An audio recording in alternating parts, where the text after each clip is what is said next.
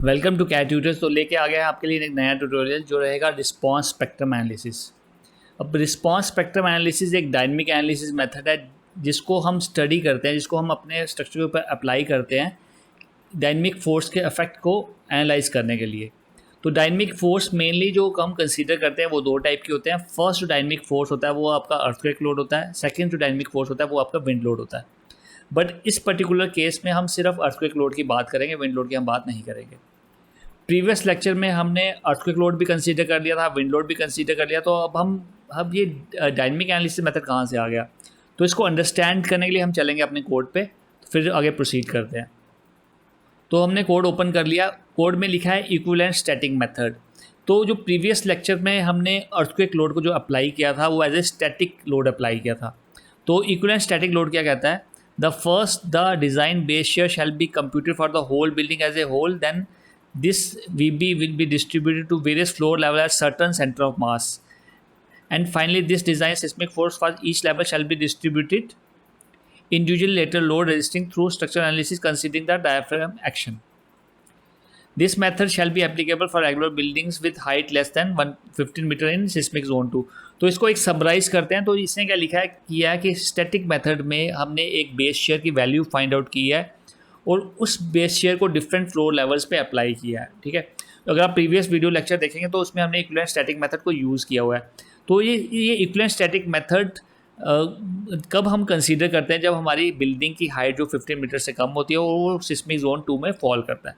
ठीक है, तो इक्विवेलेंट स्टैटिक मेथड का मतलब क्या है कि हम जो हमारा जो अर्थक्वेक लोड लग रहा है उसको हम as a static load consider कर रहे हैं। ठीक है, बट एक्चुअली में देखा जाए तो जो अर्थक्वेक जब आता है वो एकदम डायनेमिक लोड की तरह एक्ट करता है। स्टैटिक लोड वो होता है जो लोड स्टेशनरी रहता है। डायनेमिक लोड जो है जो एकदम इमीडिएटली बिल्डिंग के ऊपर अप्लाई होता है। तो आप कंसीडर कर सकते हैं जैसे अर्थक्वेक लोड हमारी बिल्डिंग के ऊपर अप्लाई होता है तो एक बिल्डिंग में शॉक की तरह एक्ट करता है, मतलब एकदम झटका सा देता है उसको। ठीक है ना, तो उस लोड के इफेक्ट को देखने के लिए हम डायनेमिक लोड को कंसीडर करते हैं।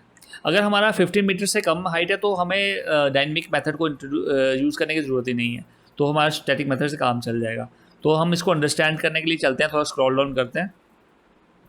यहाँ पे लिखा है डायनेमिक एनालिसिस मेथड, ये है linear dynamic analysis method. Linear dynamic analysis method shall be perform to obtain the design lateral force. Lateral force कौन सी होती है? जो आपकी हॉरिजॉन्टल फोर्स लगती है उसके वजह से। For all building other than buildings lower than 15 metre in seismic zone 2, मतलब सभी बिल्डिंग्स के लिए लीनियर डायनेमिक एनालिसिस अप्लाई किया जाता है एक्सेप्ट जिसकी हाइट 15 मीटर से कम होती है और जो जोन 2 में फॉल करता है। ठीक है, तो अब ये तो हमने अंडरस्टैंड कर लिया कि डायनेमिक एनालिसिस मेथड हम किस केस में अप्लाई करेंगे, बट अब हमें अंडरस्टैंड करना है कि ये डायनेमिक एनालिसिस मेथड है क्या। डायनेमिक एनालिसिस मेथड को सॉल्व परफॉर्म करने के लिए भी दो मेथड को यूज़ किया जाता है। फर्स्ट जो रहता है वो टाइम हिस्ट्री मेथड होता है, सेकंड जो है रिस्पांस स्पेक्ट्रम मेथड होता है। इस पर्टिकुलर लेक्चर के लिए हम रिस्पांस स्पेक्ट्रम मेथड को यूज़ कर रहे हैं। अब रिस्पांस स्पेक्ट्रम मेथड आप एक तरह से कह सकते हो कि जब हमारी ये डायनेमिक फोर्स जो अर्थक्वेक लोड की फॉर्म में जब अप्लाई होगी तो इसका रिस्पांस क्या रहेगा बिल्डिंग के ऊपर, तो उसको अंडरस्टैंड करने के लिए हम रिस्पांस स्पेक्ट्रम मेथड को यूज़ करते हैं। तो एक PDF में ओपन कर रहा हूँ, तो एक सिंपल से एग्जांपल लेते हैं। एक सिंपल से एग्जांपल से स्टार्ट करते हैं। मान लो एक आदमी है, मान लो ये एक आदमी है। ठीक है, ये आदमी बस के ऊपर खड़ा है। ठीक है, ये बस का प्लेटफॉर्म है और बस अभी स्टेशनरी है। अब सडनली ये एक्सेलरेट करती है इस डायरेक्शन की तरफ। तो आपको पता है कि इसकी लेग्स जो हैं in contact with the frame है, तो ये भी मूव करेगी, बट अपर बॉडी आपकी रेस्ट में ही रहेगी। तो इसकी वजह से क्या होगा, लोअर बॉडी और अपर बॉडी के बीच में एक रिलेटिव डिस्प्लेसमेंट होगा, जिसकी वजह से ये इसको यहाँ पिछली साइड की तरफ शॉक लगेगा, मतलब एक तरह से झटका सा लगेगा और वो पिछली साइड मूव होगा। ठीक है, तो यही सिमिलर इफेक्ट जो है वो अर्थक्वेक लोड का बिल्डिंग के ऊपर पड़ता है। ठीक है, तो अब चलते हैं थोड़ा सा इसको डिटेल में स्टडी करते हैं। तो रिस्पांस स्पेक्ट्रम एनालिसिस मेथड में हम पहले एक वाइब्रेशन के कंसेप्ट को समझ लेते हैं, फिर उसके बाद हम प्रोसीड करेंगे। वाइब्रेशन का मतलब क्या होता है? जब भी किसी भी ऑब्जेक्ट के ऊपर हम फोर्स लगाते हैं, फोर्स लगा के उसको रिलीज़ कर देते हैं तो वो वाइब्रेट करती है। ठीक है, अब ये वाइब्रेशन डिपेंड करता है दो चीज़ों के ऊपर, एक मास ऑफ द स्ट्रक्चर और एक स्टिफनेस ऑफ द स्ट्रक्चर। ठीक है, और इसका जो टाइम पीरियड रहेगा वो टाइम पीरियड क्या होगा, जब हमने फोर्स अप्लाई की तो वो अपनी एक मेन पोजीशन पे है, जैसे आपने फोर्स अप्लाई की वो अपनी मेन पोजीशन से डिफ्लेक्ट होएगा, फिर वापस वो अपनी मेन पोजीशन पे आएगा। तो इस पूरे कंप्लीट साइकिल का जो वाइब्रेशन होगा उसके टाइम पीरियड को हम कहेंगे नेचुरल टाइम पीरियड। ठीक है। अब नेचुरल टाइम पीरियड मैंने आपको पहले बताया दो चीज़ों पे डिपेंड करता है, क्योंकि फार्मूला भी दिखा रहा है 2πm/k। m जो है मास है और k जो है वो है स्टिफनेस। तो मास ऑफ द स्ट्रक्चर, जितना हैवी मास होगा उतना ज़्यादा टाइम पीरियड आपका रहेगा, क्योंकि time period is directly proportional to mass. तो हैवी स्ट्रक्चर जो है उस पर अर्थक्वेक का लोड ज़्यादा रहेगा, क्योंकि उसका मास जो है हैवी रहता है। ठीक है। अगर स्टिफनेस आपकी बिल्डिंग की ज़्यादा है तो आपका जो टाइम पीरियड कम रहेगा। जितना टाइम पीरियड का अफेक्ट, जितना टाइम पीरियड आपका ज़्यादा रहेगा उतना वो अर्थक्वेक का अफेक्ट जो है बिल्डिंग के ऊपर ज़्यादा आएगा। ठीक है। अब रिस्पॉन्स टू अर्थक्वेक को अंडरस्टैंड कर लेते हैं। मान लो ये हमारी एक स्टेशनरी बिल्डिंग है। ठीक है। ये इसका ये हमारी एक बिल्डिंग है, ये हमारा फिक्स सपोर्ट है। तो अर्थक्वेक लोड यहाँ पे अप्लाई होगा क्योंकि ये अर्थ के कांटेक्ट में है। तो जैसे अर्थक्वेक का लोड आएगा सबसे पहले जो इफेक्ट पड़ेगा वो बेस पे पड़ेगा। ठीक है। अपर पार्ट जो है वो रिलेटिवली स्टेशनरी रहेगा। तो जैसे ही अर्थक्वेक आएगा तो इसने नीचे वाली बिल्डिंग, नीचे वाले पार्ट को अफेक्ट किया, क्योंकि ये बिल्डिंग इसके कांटेक्ट में है, बिल्डिंग आपकी अर्थ के कांटेक्ट में है, तो इधर इसका इफेक्ट थोड़ा सा रिलेटिवली डिस्प्लेसमेंट जो कम होएगी। तो इस अर्थक्वेक का फोर्स का इफेक्ट धीरे धीरे ऊपर जाता जाएगा। तो जैसे ही ऊपर जाता जाएगा जो ऊपर का पार्ट है वो ज़्यादा रिलेटिवली ज़्यादा डिस्प्लेस होएगा।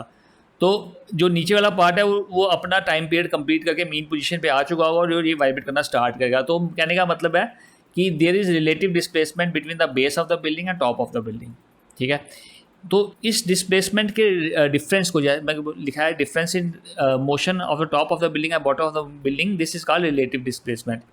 इसी रिलेटिव डिस्प्लेसमेंट के अफेक्ट को अंडरस्टैंड करने के लिए हम रिस्पॉन्स स्पेक्ट्रम मेथड को यूज़ करते हैं। तो इसको थोड़ा सा और डीप में चलते हैं अभी। मान लो ये हमारा एक्सेलरेशन है और टाइम का ग्राफ है, ये सिस्मिक एनालिसिस है, मतलब सिस्मिक लोड इस पर अप्लाई हुआ, मतलब मैंने कहने का मतलब है ये अर्थक्वेक हमारा आया। ठीक है। इस अर्थक्वेक के रिस्पॉन्स में यहाँ पे रिलेटिव डिस्प्लेसमेंट आपकी बिल्डिंग की हुई। ठीक है। इस रिलेटिव डिस्प्लेसमेंट को जब हम स्टिफनेस से मल्टीप्लाई करेंगे तो हमें शेयर फोर्स मिलेगी। ठीक है। अब अगर आप शेयर फोर्स को मास से डिवाइड करें तो आपको एक्सेलरेशन मिलेगी, क्योंकि force is equal to mass into acceleration होता है। ठीक है। तो एक्सेलरेशन की वैल्यू आप u k/m से भी पुट करते हैं, वेयर u क्या रिलेटिव डिस्प्लेसमेंट है, k जो है स्टिफनेस है, m जो है मास है। इसको आप इस फॉर्म में भी लिख सकते हैं। मतलब कहने का मतलब है आप एक्सेलरेशन की वैल्यू यहाँ इस फॉर्मूले से कैलकुलेट कर सकते हो। ठीक है। या तो इन अदर टर्म्स आप ऐसा भी लिख सकते हैं, shear force is equal to mass into acceleration. मतलब कहने का मतलब है शेयर फोर्स जो हमारी बिल्डिंग के ऊपर एक्ट करेगा उसकी वैल्यू फाइंड आउट करने के लिए आपको एक तो मास पता होना चाहिए और एक एक्सेलरेशन पता होना चाहिए, तो आप उसका इफेक्ट दे सकते हो। तो जनरली हम रिलेटिव डिस्प्लेसमेंट की टर्म को यूज़ नहीं करते, हम एक्सेलरेशन के कंसेप्ट को ही यूज़ करते हैं। ठीक है। तो अब हम मान लो ये हमारा मैक्सिमम एक्सेलरेशन है, ये हमारा टाइम है। ठीक है। तो मान लो एक अर्थक्वेक हैपन हुआ, अर्थक्वेक आया, तो अर्थक्वेक में डिफरेंट टाइम पीरियड पे जो इसके रिलेटिव एक्सेलरेशन होगा उसको अगर हम प्लॉट करेंगे तो हमारे पास एक ग्राफ ऑब्टेन्ड हो जाएगा। ठीक है।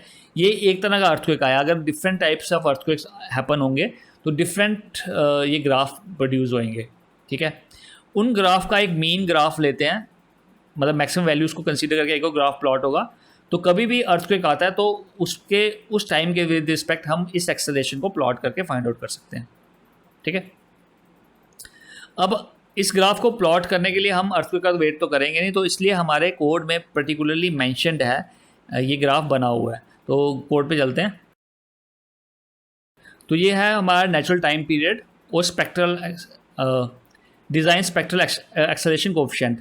अब डिज़ाइन स्पेक्ट्रल एक्सेलरेशन कोएफिशिएंट इसने कैसे फाइंड आउट किया, जो स्पेक्ट्रल एक्सेलरेशन को डिवाइड किया एक्सेलरेशन ड्यू टू ग्रेविटी, तो हमें एक्सेलरेशन कोएफिशिएंट मिला। इस एक्सेलरेशन कोएफिशिएंट को प्लॉट किया विद रिस्पेक्ट टू टाइम। वो 3 तरह के ग्राफ इसे प्लॉट किए हैं, वो डिपेंड करता है आपकी सॉइल की कंडीशन पे। तो टाइप 1 है वो रॉक और हार्ड सॉइल के लिए, दूसरा मीडियम और तीसरा सॉफ्ट सॉइल के लिए है। ठीक है। तो कभी भी आपको टाइम पीरियड अगर आपको पता है तो टाइम पीरियड के विद रिस्पेक्ट आप SA/G की वैल्यू को आप फाइंड आउट कर सकते हो। तो सॉफ्टवेयर में इसको फाइंड आउट करने के लिए हमें अब हम चाहें तो इसको मैनुअली भी कैलकुलेट कर सकते हैं, बट मैनुअली कैलकुलेशन काफ़ी लेंथी हो जाती है। तो हम ई टैब्स में इसको कैलकुलेट करके देखेंगे नेक्स्ट लेक्चर में। तो इस पर्टिकुलर लेक्चर में हमने स्पेक्ट्रल एक्सेलरेशन और रिस्पांस को हमने अंडरस्टैंड कर लिया है। अब इस मेथड को हमें कैसे अपने सॉफ्टवेयर में यूज़ करना है वो हम नेक्स्ट लेक्चर में देखेंगे।